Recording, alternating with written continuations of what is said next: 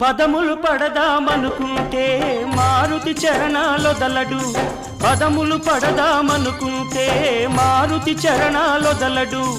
ఫలములు తినిపించాలంటే పాపం శబరికి బెదురు ఫలములు తినిపించాలంటే పాపం శబరికి బెదురు పాదం కడగాలనుకుంటే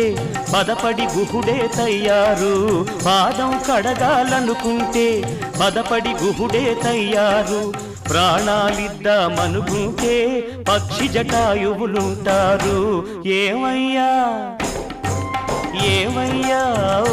రామయ్యా ఎల్లా సేవించాలయ్యా నిన్ను ఏమని కీర్తించాలయ్యా ఏమయ్యా ఓ